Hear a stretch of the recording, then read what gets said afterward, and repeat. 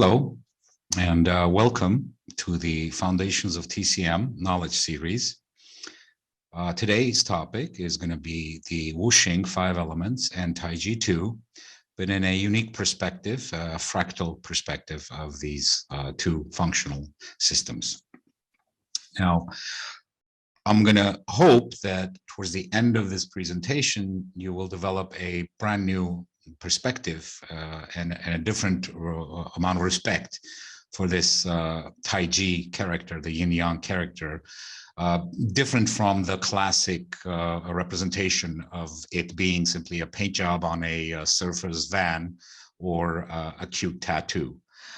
The profound nature of the TaiJitu, the Yin and Yang, bears a great deal of scrutiny and analysis, as it, in my belief, represents the cipher to a great many things, a great many truths in the universe. So what we'll do, hopefully, in terms of our learning outcomes today, is to explore and gain an understanding, a different understanding of the Wu Xing, the 5 elements, and the Taiji in relation to TCM theory. Explore and learn a little bit about fractals and fractal representations and how they are everywhere in the universe and within us, within the living body, and out in the cosmos as well. And then correlate those relationships into Taiji and Wu Xing in a different perspective to try to gain a better understanding, if you will, a deeper understanding of the classics of TCM as they relate to the interrelationships of the Yin and Yang, the relationships of the 5 elements, the Zhang and the Fu, etc. So in order to do that, we're going to cover a little bit of a background. We'll take a brief look at the foundations of 5 elements, the Wu Xing theory, understand a little bit about the Zhang Fu organs and the interrelationships in relation to the 5 element theory. And then we'll do a brief introduction into fractals, what they are and what they represent in terms of the mathematical functions and the waveform functions, and discuss a little bit about the fact that fractals can be found anywhere in the universe, and they are intricately involved in all processes in the universe, in the cosmos today, including functions within our body. And then we'll take a different perspective view of the TaiJitu, the Yin and Yang sign, and its significance in terms of the correlation to the fractals and also to the cyclical nature, the waveform nature of the universe and human body physiology and pathology.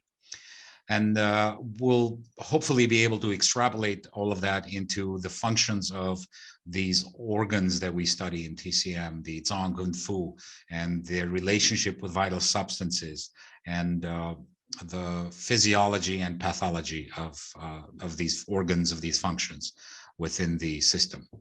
Now, in looking at the fundamentals, the Wu Xing and TaiJitu originated around the same time frame. The earliest recorded description or depiction of the TaiJitu is the Ming era TaiJitu, which describes the creation cycle or the engendering cycle from entropy, from the nothingness, which represents the Wu Ji, to the formation of the Taiji, the opposing factors, the Yin and the Yang, and that, in essence, engendering the 5 elements, the Wu Xing, which then eventually generates the trigram, if you will, of the Jing, Qi, Shen, the men, the heaven, and the earth, and then that leading to the myriad things, 1,000 things, if you will. The concept of these relationships were recorded in the Shang Shu Zhou dynasty, 771, where they began to describe these elements in nature and began to attribute phenomena, natural functions or phenomena to these elements and their interrelationships. It is said that fire, water, wood, metal, and earth represent these elements, and it even describes how fire flares upwards, Wood can be bent and straightened. Metal can be molded and can harden. Earth permits growth and development and reaping. That which soaks descends, being water, and is salty. That which blazes upwards is fire and is bitter. Which can be bent and straightened is wood, which is sour. And that which can be molded becomes hard as metal. And that which permits growing and reaping is earth. So the beginning of these phenomena, natural phenomena in the elemental relationships, along the same vein as they were describing the conception of the TaiJitu, the Yin and Yang, and the interrelationship of that, formed various attributes, including the 5 movements, the 5 seasonal phases, attributing to the branch and stems, the elemental relationships, and the various correspondences from flavor to direction to various other components, color, and even down to which foods, if you will, the groupings of foods and nutrients, etc. That in turn, at the same time, engendered the application of these associations within the TCM 5-element medical theory in attempting to describe physiology, pathology, applying it to diagnostic and therapeutic approaches, to nutritional components, dietary components, and ultimately leading to the herbology component and phytotherapy. Many of the traditional Chinese medicine herbs have specific temperatures associated with them, specific flavors associated with them, and that in essence is used quite often in formulating phytotherapy prescriptions. Now, that has yielded a considerable amount of effort in the nutrition and dietary supplementation and dietary therapies.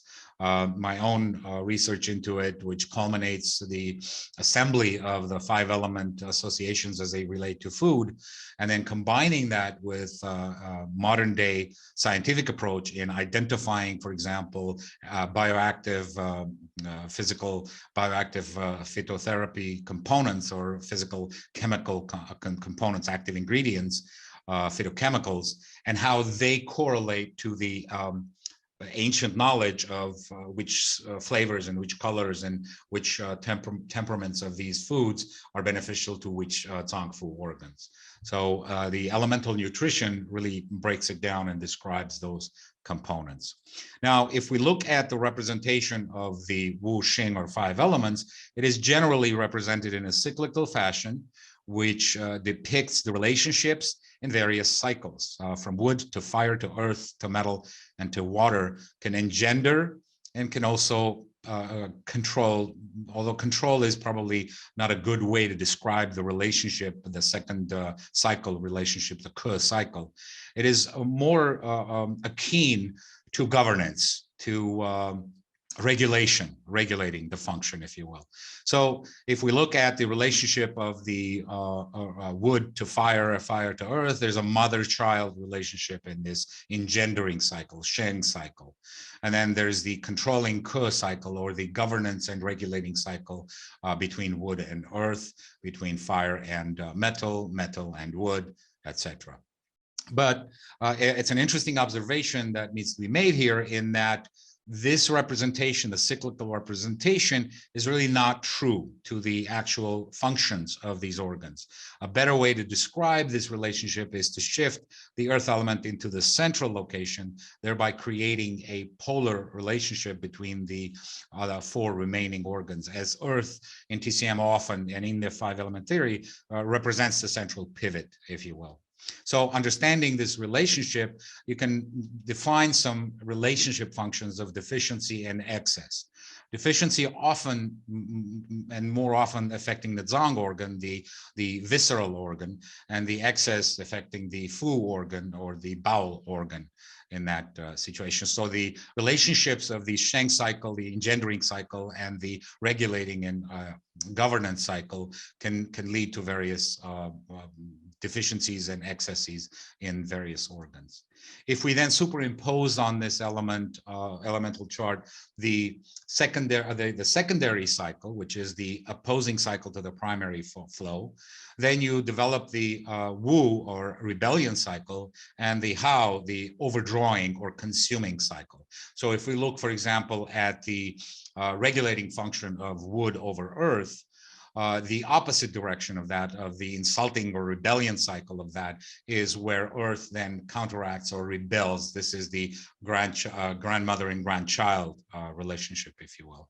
And likewise, in the mother-child relationship, there's also an opposite flow direction where the child overdraws or consumes from the mother. So these, again, represent potential opportunities for excess and deficiency within these elemental functions.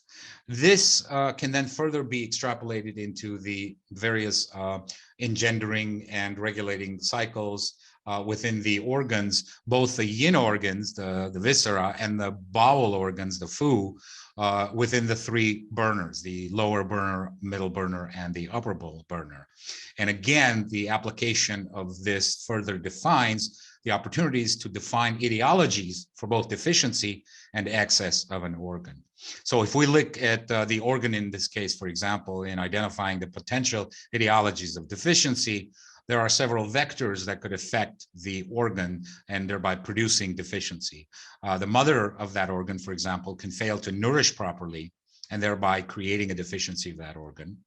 The child can overdraw or consume more of the from the organ, thereby creating a deficiency in that organ. The grandmother can overact the overregulatory function, can overly control or regulate the organ, thereby reducing its function and creating deficiency etiologies. And the grandchild of this organ can also invariably insult and overact on the grandmother, thereby creating pathologies of deficiency etiology. Likewise, in the excess pathologies, the excess etiologies, for example, on an organ can overdraw from its mother, thereby creating an excess within that organ.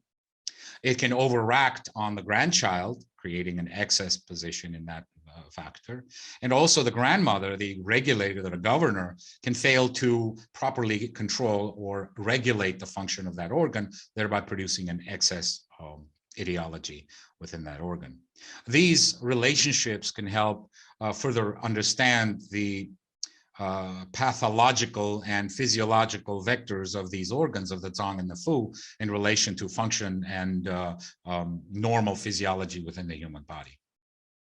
Now, an interesting observation can also be made when we look at superimposing the various yin and yang organs within the three burners and correlating that to the classic Jing Qi Shen perspective of the description, where when we look at the Shen, if you will, the heaven representing the utmost yang, being the superior, therefore the cephalic part of the body, it is said that the head, the upper part of the body is yang, lower part of the body therefore is yin. Therefore, Jing, the earth representing the yin, also follows that the inferior aspect of the caudal aspect of the body is yin.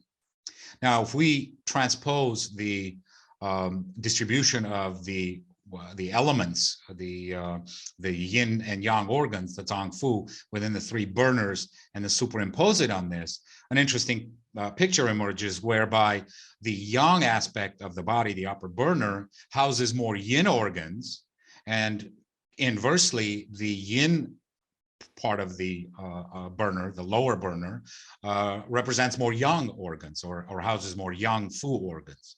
And then the center, which represents the central pivot, represents the balance of the yin and yang organs in form of the spleen, the stomach, and the liver and gallbladder, which also are the sha-yang stage, the transition stage between exterior and interior. So an interesting observation could be made from the transposition or superimposing of these organs, again, with the utmost purpose or function of creating balance.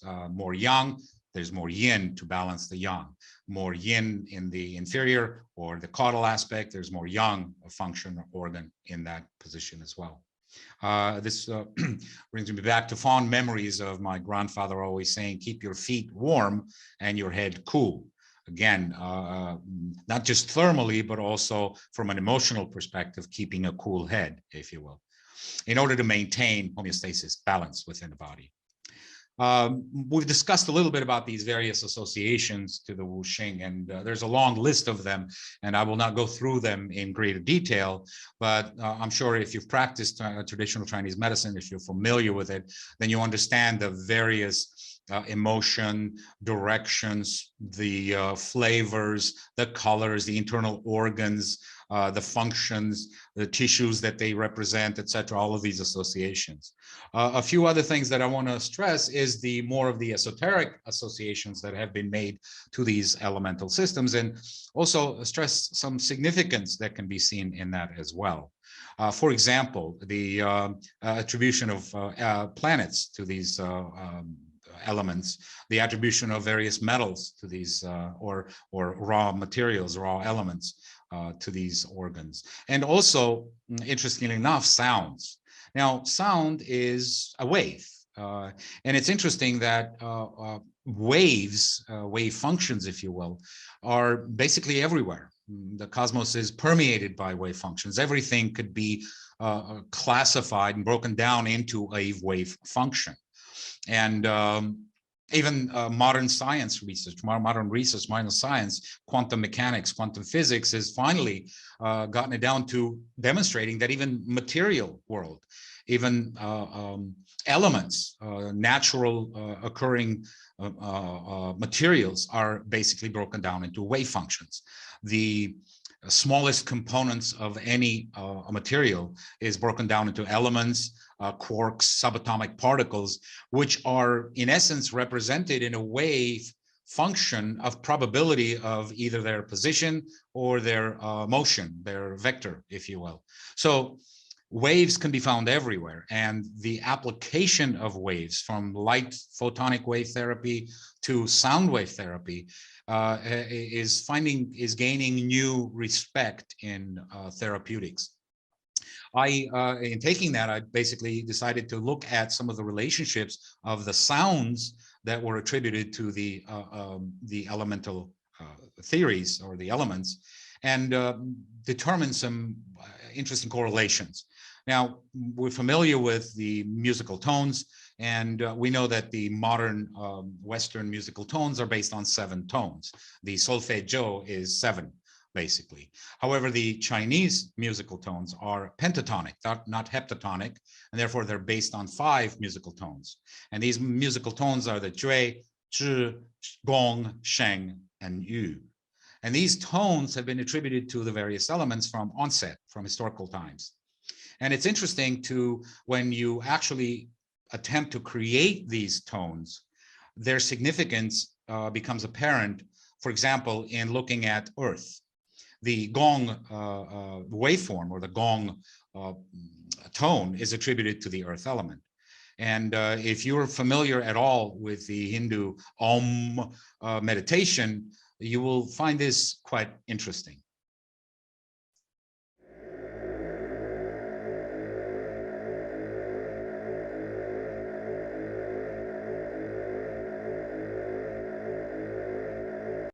You can clearly see the centralization. The Om mantra is often used as a grounding, as a centering of one's energies into the core of the being. And the central pivotal role of Earth and how that resonates with the gong sound or the gong tone is significant. These sounds have a very specific resonance to the various organs. And I find that sheng, for example, the tone for metal element, which you can hear right here,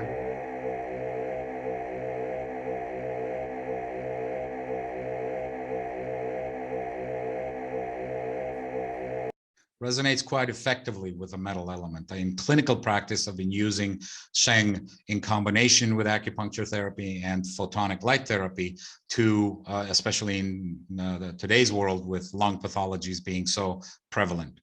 So it's important to understand the overall nature of the Wu Xing and their associations, and perhaps dive deeper into some of the more detailed relationships of the various attributions and their actual therapeutic effects or therapeutic functions.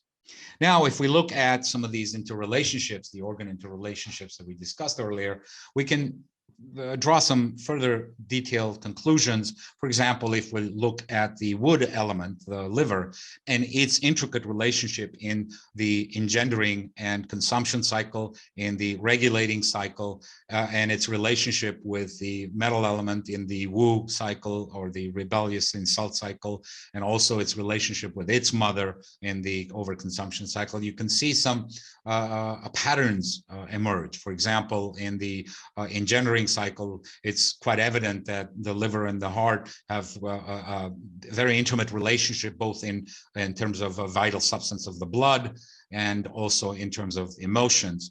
The relationship between Hun and the Shen interplaying the direct connection of Hun being able to plan and organize and regulate the comings and goings of the Shen, the spirit, the ethereal, controlling the intellectual. Their ability, one to recognize and to control emotions, while the other to ensure smooth processing, smooth flow of said emotions, and their interrelationship with blood. Any dysfunction of the engendering and overconsumption of the relationship between these two organs can generate various pathologies and in various forms, including emotional pathologies, blood-related pathologies, etc. Likewise, if we look at the regulating cycle, the liver's ability to be intimately involved in regulation of the spleen's functions of transformation and transportation. Remember, the spleen is the source of all pre-heaven function because it is the source of gu qi. All transformations of qi, all further transformations of qi begin with the primal transformation of essence from the food into the gu qi, which is then used as a substrate for various transformations, various stages of condensations and transformation of qi. And the liver's function is then supported by the modern understanding, by the scientific understanding of the liver's a role in the enzymatic actions, in glucose metabolism, in digestive metabolism, if you will, within the human body, within the functions. And then further, you can look at the relationship of the liver and the kidneys, its mother, in the mother-child relationship, and how the relationship between blood and essence, Jing, how they store interchangeable materials. Essence and blood are so intimately related that one nourishes the other. Essence nourishes the blood, and blood produces essence, in essence, and back and forth. And then the fact that these two organs are tightly interrelated in the origination and maintenance of the Tiangui, the reproductive and growth and developmental function, both in male and female physiology.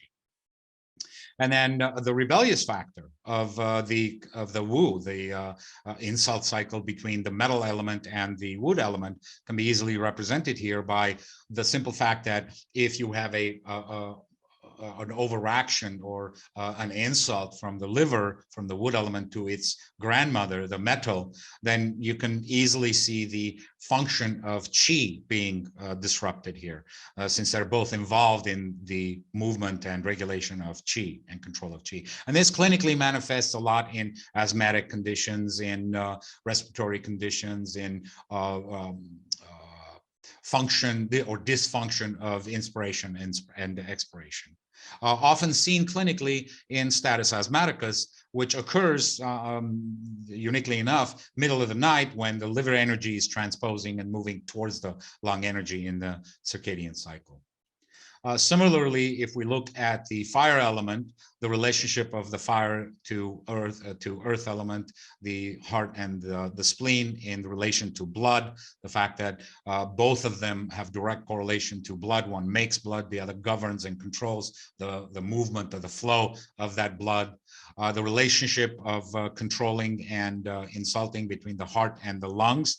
The relationship of mother of qi versus commander of qi, both intricately involved in circulation. It is said that blood, wherever qi goes, blood follows. The fact that respiratory or pulmonary function, from a modern scientific perspective, pulmonary function is critical for cardiological function and the circulatory function, if you will. And then ultimately looking at the relationship between fire and water in relation to the regulatory and governance function of these two, which is very important in representing, if you will, from a modern scientific perspective, Western medical perspective, representing the adrenal regulatory axes, the hormonal axes that are so intimately involved in creating hormonal balance, creating homeostasis within the body, both in the reproductive functions and in growth and development functions. So the relationship between essence and the mind, if you will, between the hypothalamic centers that govern the initial onset of any number of the hormonal axes, and then the adrenals, which are located around the kidneys, which are the lower axes of the hormonal feedback mechanism, if you will. Furthermore, if we look at the earth element and its relationships, the earth element has direct engendering relationship between the earth and the lungs, between earth and metal, spleen and the lungs. And again, the fact that one refines and generates qi is the source of the gu qi, which is then moved into creating the central qi, the zheng qi, the zhong qi, the various transformations of qi by processes of the lungs, involvement of the lungs, and the fact that any relationship here that is deficient, it is said in traditional medicine that the spleen makes dampness and the lungs store dampness, the pathological representation of the relationship here between mother and child. Likewise, we've seen this already in terms of the fire and earth element, but an important element could also be made in terms of the pre-heaven and post-heaven engendering of Jing, of material form that provides us with the ability to function post-birth, post-heaven. The interdependency of qi and blood and Jing, the engendering of all of the post-heaven from the spleen, and the source being the water element of the source Jing, and the interrelationship here between the earth and water elements, the mother and the grandmother and grandchild relationship. Furthermore, moving down, if we look at the metal element, we've discussed the metal element and its relationship with the lungs, with the liver, with the wood element already. We've also already also discussed the relationship between fire and metal in terms of the circulatory system, cardiovascular system, and the pulmonary circuit within the cardiovascular system. But of importance here is the discussion of the engendering cycle of metal and water, where the connection to the inspiration, the grasping of the qi from the metal element, which allows the completion of a cycle of a respiratory cycle, and how the yuan qi and the zong qi interrelate to create that action, to create that movement. So the engendering cycle fault can generate pathologies in respiratory functions as well. And then ultimately, when we look at the water element itself, the most important of which I believe represents the water-fire axial relationship, which in essence depicts all of our hormonal and adrenal functions that regulate the homeostasis in the body. Now, if you look at this and you further break it down into a more fractal representation, we see a rule of three. Both in all of these yang and yin, both in hands and feet, the meridians and all of these organs have a relationship that is in threes. So if we look, for example, at an organ, it has a mother, it has a son, and it has the third component, which is the governor, the moderator, if you will, of that function. Now, classically, when we look at this, you know, in a lot of the instructions, we talk about the controlling effect of the governor or the ke organ on the organ itself. I believe that we need to think about potentially looking at a different perspective of this, of the governance of the regulatory function, not on the organ itself, but the interaction between the various organs. So the governor, in essence, is interacting or regulating or moderating the function between the mother and child, or the organ and its son. So in this perspective, it's the vector that is the interaction right here that is being affected, not the organ itself. So classically, you would probably choose the Horary points, which are the prescribed elemental points on the various meridians, in order to treat the overactive liver, for example, in treating the earth element. However, I would suggest that based on the representation of symptomatology between the organ and its child, or between the organ and its mother, it might be also more effective in including various points of the mother and child of that organ on the governance or the moderating organ itself, in order to create a deeper regulatory function of the Ke organ. And this could be applied on the Yang meridian for Yang conditions, and then the Yin meridian for Yin or deficient conditions as well. So perhaps a different perspective. And if we even further look at the cyclical nature of the flow of the elements and elemental material, elemental energies in the body, we can clearly see yet another wave formation here, a wave function. If one cyclical, one circadian cycle represents 360 degrees, a solar day cycle, that is basically broken down into 3 primary circuits, according to TCM, and each of these 3 primary circuits form 1/3, 120, again, rule of 3, 120-degree cycle, originating in the chest, the hand, the face, the foot, and then returning back to the chest again for the next cycle, for the next circuit. And this also represents an interior-exterior, yin to yang, hand to foot cycle. You can see that in this case, the chest represents the yin and the face represents the yang. And the hands and feet, the extremities, which is classically been defined as the point where the yin and the yang meet, where they basically exchange, transformation of from the yin to the yang. So clearly evident that the yin meridians would flow from the chest to the tip of the hand. The yang hand meridians would flow from the tip of the hand out to the face, or representing the yang assimilation, if you will, the yang coagulation point. And then from there, the feet meridians would then ascend up into the face as well, whereas the yang would, the yin meridians, with the exception of the stomach, would go from the anterior part, from the chest down to the feet. And furthermore, if you look at this cyclical nature of switching between yang and yin and yang and yin, the entry points and exit points of all of these meridians, and the clock, the actual time clock, it is said that the yang rises from 1 a.m.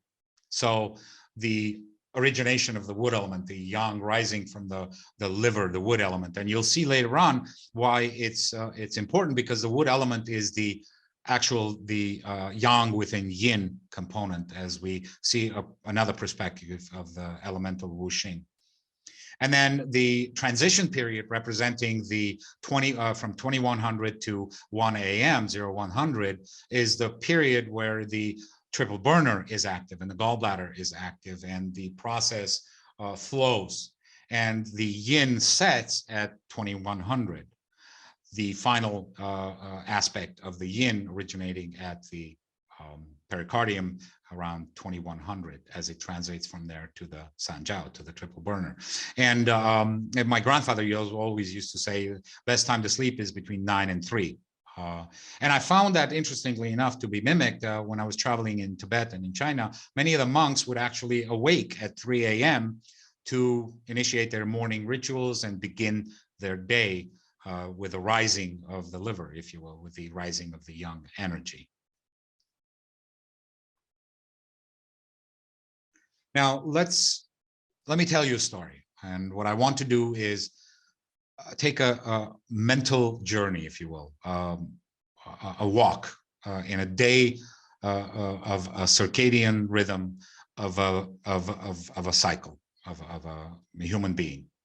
Imagine, if you will, that a cosmic consciousness, Shen, is residing as a guest in the physical body. Now let's take a mental journey with this consciousness, with this existence, with this cosmic energy, as it cycles through one solar day in the material realm.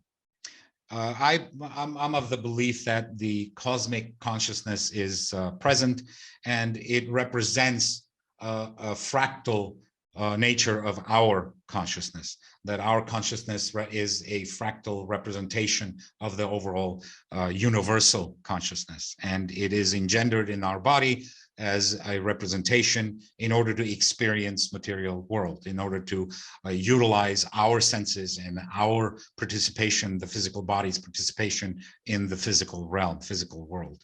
So if we look at this mental journey, it will begin at 3 a.m. with a Hun, with a general. The general who governs the plans, the comings and goings, sets the schedule for that day, if you will. We'll see that again later, how this liver representing the rising yang within the yin function, within the overall yin function. The liver energy then passes on the orders, the plans, if you will, to the prime minister. The Po awakens the lungs. The Po are your primal, the physiological functions. It is the senses that are awakening. These senses will be essential in the guest, the Shen, in its process of experiencing the world around us. So as the Po, as the minister rises, the perception and senses begin to awaken and begin to prepare us for the new day. The large intestine then begins its action.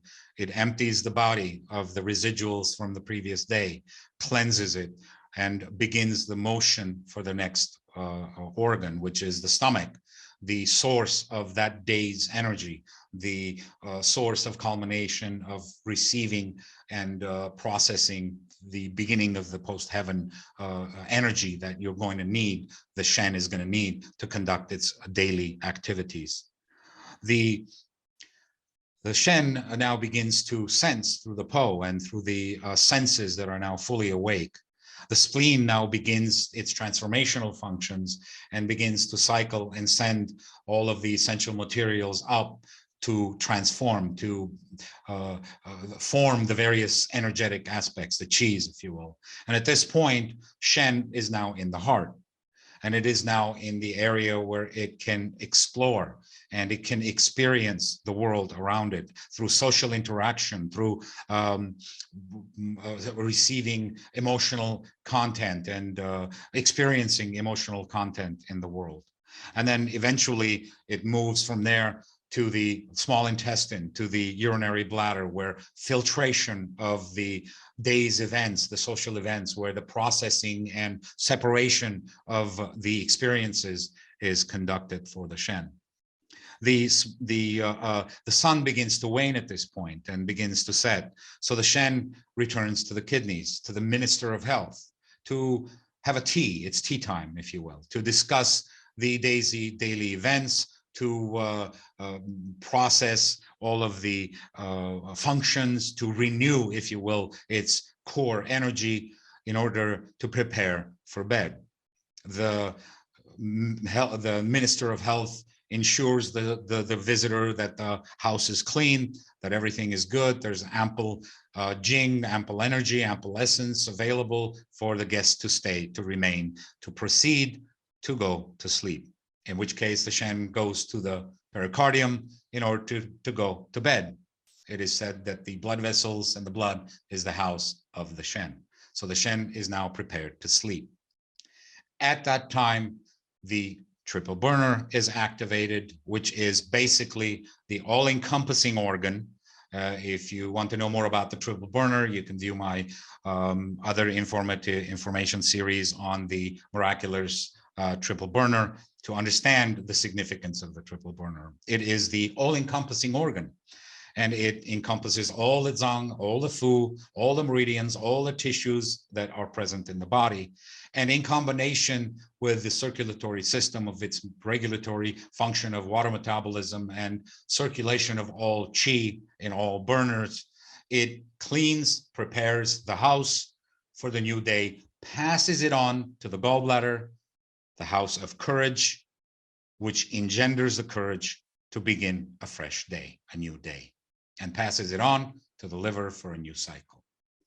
So in this journey, the visitor of the consciousness of the universe can reside within our body, experience the world around us through our senses, through our emotions, through our internal organ functions, and homeostatically remain in an ideal state of engendering. Now, we've talked a little bit about the Wu Xing, the 5 elements, and their interrelationships, their fractal nature, if you will, but we don't know what this fractal nature is. So what is fractals? So I'd like to do an introduction, if you will, a dive into what a fractal is. And we begin with a foray into a wonderful presentation that I am thankful for Fractal Foundation for putting together and creating this an immense introduction to what are fractals.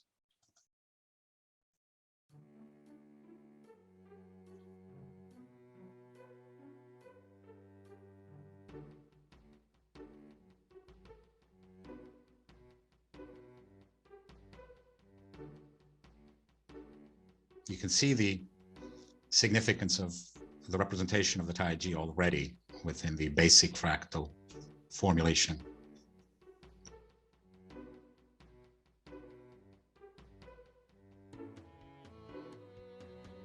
This is the Mandelbrot set.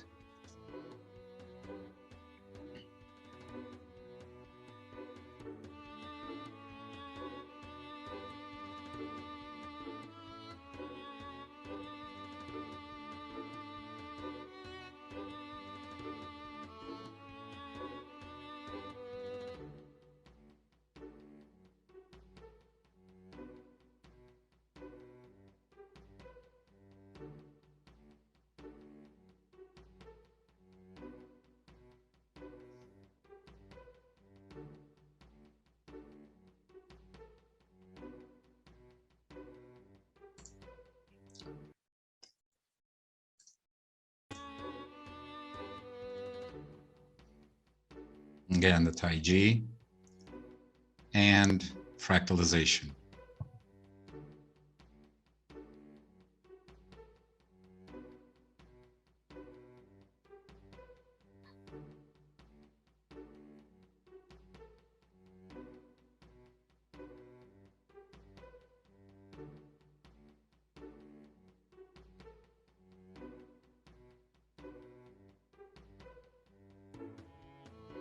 Embryo formation.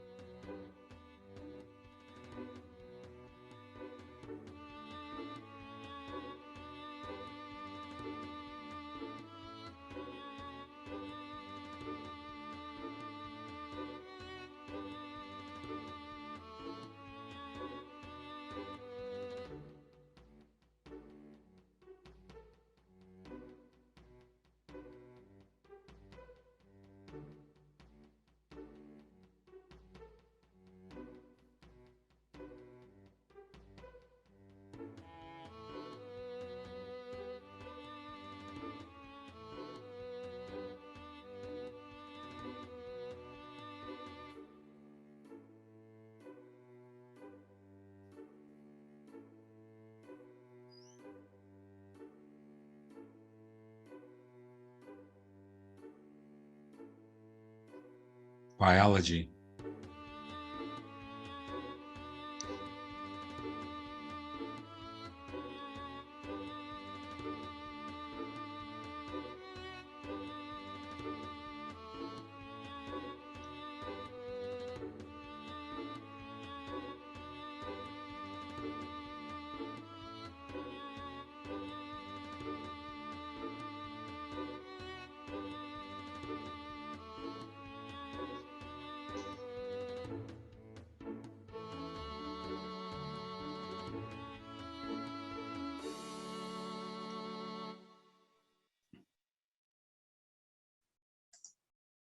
a remarkable representation of fractals in the journey, if you will, which depicts the concept of fractals. Now, what is a fractal?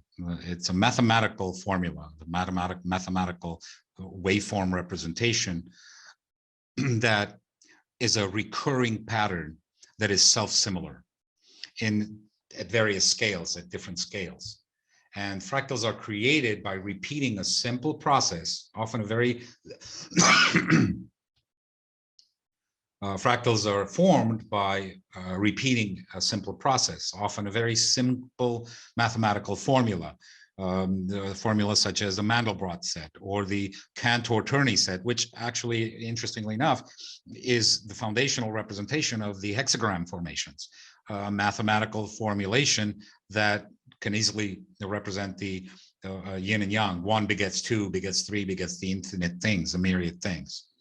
And even in the Mandelbrot set, if you look at the Galanga region, the outlying region of the Mandelbrot set, it can manifest and represent so many similarities to natural phenomena, to snowflakes, to flowers, pine trees, bacteria, biological functions, chromosomes, all of the biological functions within the body itself.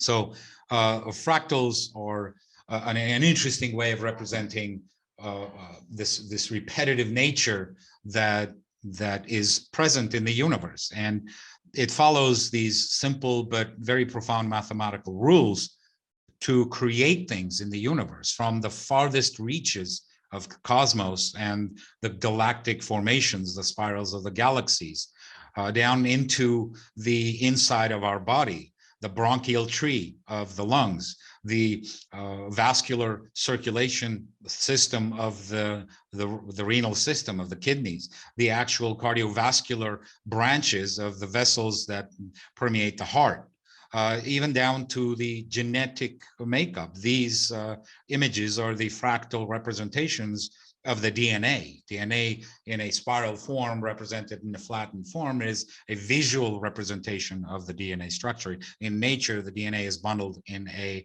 similar fractal nature. So the fact that fractals can be found anywhere in the universe and within us eludes us to the simple fact, as it is outside, so it is inside. A profound TCM philosophy that mimics that our body, that basically says that our body mimics the outside. We are a representation of the cosmos around us, a fractal nature, if you will. And our organs and their relationships and the TaiJitu, the yin and yang within us itself, is a fractal representation of what is occurring on the outside, what is occurring in the universe outside. You can even see that in larger structures. This is the largest documented structure of pan-galactic structure called Laniakea, which represents the interrelationships between all of the galaxies in our cluster. And this little red dot, by the way, represents our Milky Way galaxy. And how this, interestingly enough, mimics, or this, I should say, mimics this. This is the neurons firing in a human brain, the neuronal network firing in a human brain. Similarities in terms of fractal representation. It's seen in nature everywhere, from the foods we consume, to the trees and plants, to animal world, to even inside our brain, the structure of our brain. The structure of the neurons that are in our cortical region.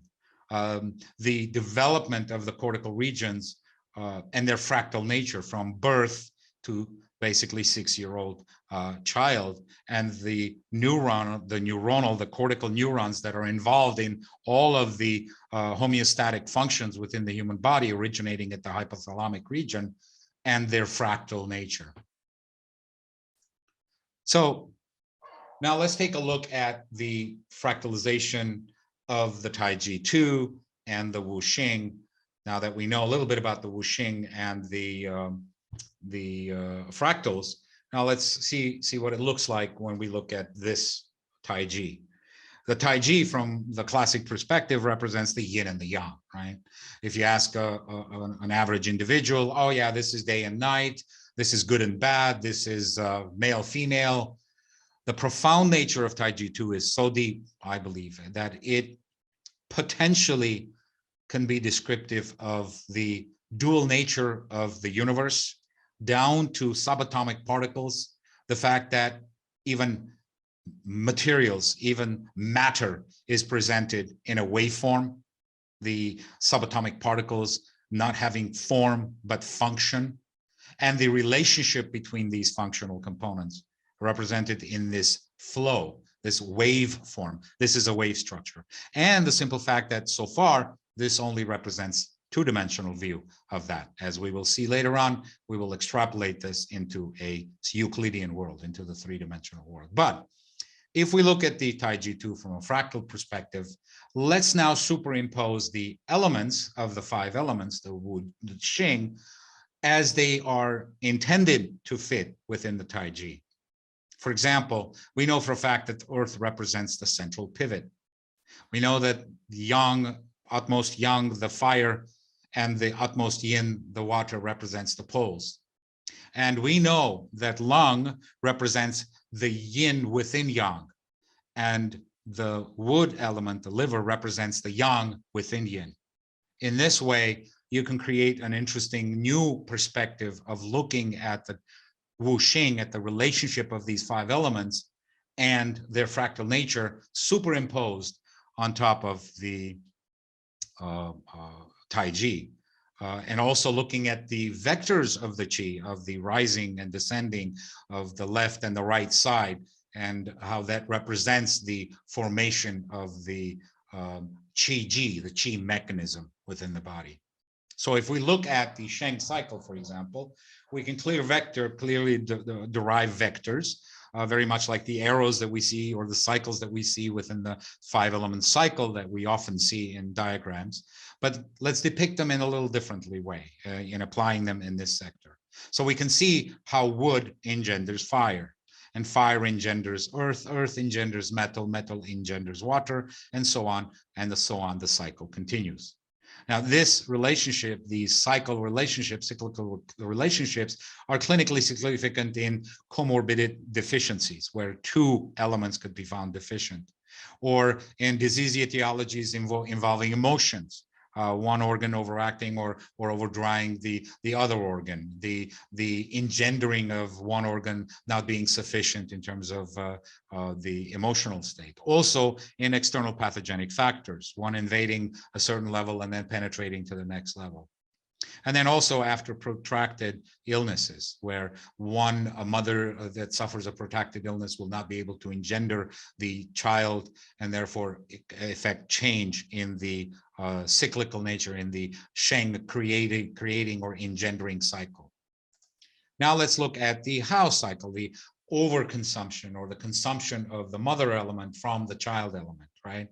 This is often attributed to child deficiency syndromes, right? Or seasonal transitional changes that could be affecting here as well. And you can clearly see how the vectors, when superimposed, both the Sheng or the engendering and its opposite cycle superimposed, you can see clearly outlined 2 very important relationships right here. The 2 inner relationships of the earth and metal, and wood and metal, wood and water. And these are the relationships of mother and child between these 2 organs. We know the significance clinically of these 2 organs, the common source of Jing and blood of the water and wood element, the mother and child element, and the fact that these engender the function, the creation of the Tiangwei, the growth, reproduction, and normal function of the reproductive function of both males and females. And the fact that the meridians of these 2 organs both have a very tight-knit relationship between the Ren and Strong meridians as well. And with regards to the earth and metal elements, in looking at the fact that earth and metal are both involved in qi, in post-heaven, in the processing of physiological functions. One creates the source material for the physiological functions. The other governs the physiological functions, right? Lung governs the physiological functions of our body. In relation to the qi, the transformation, all of the myriad transformations of qi are basically governed and handled at the at the level of the metal element, yet the source of that, the root material, the core substrate of that is from the earth element, the gu qi. So the relationship here also from a pathological perspective, the relationship being that it is said that earth makes phlegm or earth makes damp and the lungs store damp, the pathological cycle of the relationship between these two organs. So you can already see the formation of repetitive cycles within these overall yin and yang TaiJitu between these poles, between the various yin and yang and zhang and fu and elemental organs. If we look at the regulatory or governance and support cycle, for example, between fire and water, you can clearly see the articulation of that cycle representing the homeostatic mechanisms of the various adrenocortical and hormonal axes in the body between the hypothalamus, the pituitary, the thyroid, and the adrenals of various HPT, HPA, and HPG axes, if you will, and how they can play a role in clinical representations in deficiency heat conditions. Which are all hormonal, in infertility, which is all, again, dysbiosis or imbalance of the hormonal functions within the body in relation to menstrual disorders or in relation to growth, development, and fertility. And also the function of autoimmune functions and immune conditions that plays a key role within the regulatory functions. If you superimpose on top of this the Wu cycle, the rebellious cycle, or the insult cycle, which deals primarily with the counteraction of the grandchild on the grandmother, an interesting observation that has been made by Giovanni Maccioccia is the fact that Wei Qi, which represents our outermost functional defensive immune cycle of the metal element, is surrounded by the two characters that reference movement of left and right feet, which are also part of the Wu Xing 5 element, 5 movements. So again, describing a moving cycle between these various organs, between these various functions in maintaining physiological homeostasis. And now if we superimpose those two Ke-Wu cycles, we clearly see an interrelationship right here between the center, which acts as the supporter of the pivot, the earth.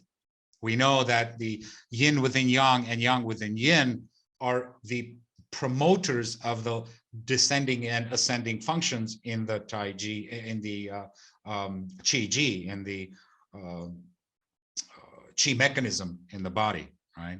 Yu Jiangshi mentioned that the Qi mechanism of our body is mirrored on the heaven and earth in nature.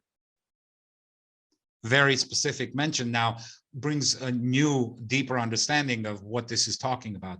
It's the cyclical nature of, it's the fractal nature of the relationship that is mirrored in nature, in the universe.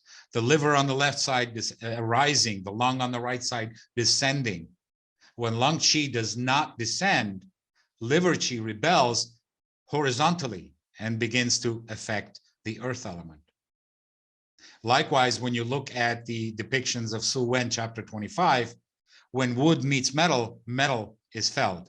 When fire meets water, fire is extinguished. When earth meets wood, it is penetrated. So even the words themselves have a significant meaning and brings new, deeper understanding of the fractal relationship of these cycles. Critical in understanding and defining the Qi mechanism of the relationship between wood and earth and wood and metal. Wood and metal, wood and earth, the central pivot. Now, if we look at all of these interactions that we described, all of the Ke and the Wu and the Hao and the Sheng cycles, and superimpose it on the Taiji, you can clearly see a fractal representation, a large to smaller, similar function or similar representation within itself infinitely. And this, I believe, is quite important in identifying, perhaps looking at a different perspective of the relationship of the 5 elements and the cycle of their various engendering and regulatory and balancing functions. Now, let's take a look at the Taiji from a wave function perspective. We have so far only looked at Taiji as a classic yin and yang symbol with the seed of the opposite within it. But ultimately what it does is it represents a sine wave, a sinusoid wave. The formula of a simple sinusoid wave of 2 sine theta over negative pi represents basically a circle in a Euclidean horizontal plane. The phase representing the rotation of each of the angle to form that circle. So you can easily transpose any circle into a sine wave that represents each phase representing 90 degrees of that phase. Now, if we look at the 360 daily cycle and the 120 degrees of our phases that we've already seen, that represents 3 phases, the 3 cycles: chest to hand to face to foot. And that is the 3 cycles that represents interior to exterior. Again, the Taiji can represent the interior, the exterior and the interior, the yang and the yin, right? The hand and the foot, representing the yang transformation into yin transformation in the menstrual cycle, for example, as the hormonal changes occur of estrogen and progesterone. So this creates the perspective of how the Taiji itself can be superimposed into a waveform, creating the yang and yin functions. So another perspective of looking at the Taiji is a wave with its peaks, and that can then give root to the formation of the changes of the cycles, of the changes of the yin to yang within the elemental systems, within the 5 elements, within the yin and yang organs, within the various interior exterior aspects, and also between the various 6 stages that we looked at, that we're familiar with, of the 6 stages. So far, all of this is looking at the Taiji in 2-dimensional perspective. Now, what I'd like to do is, with the help of Nassim Aramin at Resource Science Foundation, who has done a wonderful job of looking at the Taiji in Euclidean space. After all, we live in 3-dimensional world. We live in a world governed by 3 dimensions: the horizontal or transverse dimension of X, the lateral dimension of Y, and vertical dimension of Z, with the addition of T, time, as the 4th component. So in looking at the Euclidean space, the representation of the Taiji in 3 dimensions is even more profound, and interestingly enough, has found some new interest in quantum physics and understanding the duality of the wave function of an electron or a particle, a subatomic particle, or even the representation of the balloon concept, the balloon universe that we live in the multiverse, and how the poles of that balloon universe are interconnected through the passage of black holes or transpositional wormholes. But again, topic that is outside of this presentation. But let's take a look at Taiji in Euclidean space.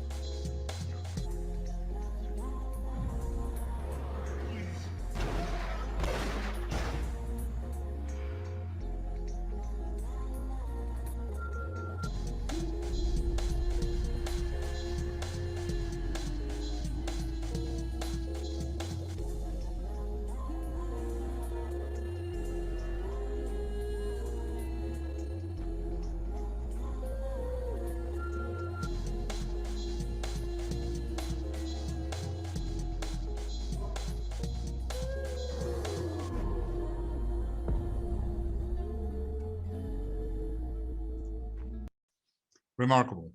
It gives you a different perspective, a unique perspective on the Taiji, if you will, a new way to look at it, at the very least.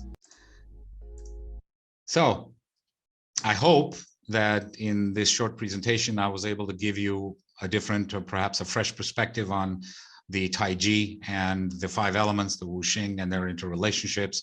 There are a lot more significant opportunities now to understand the ancient heritage of TCM, both in medical and philosophical teachings. The information that has come to us from thousands of years is finding fresh, a new meaning and breathing new understanding into cosmic events, into from quantum mechanics, quantum physics to health and physiology and biology of our bodies. Perhaps this can, at the very least, help engender some new perspective or new ideas on drawing new clinical implications or new clinical therapies or treatment opportunities. At the very least, enriching our respect for our knowledge of our medicine, our philosophy, and what I consider the cipher to the universe, the TaiJitu. Thank you. Have a wonderful day.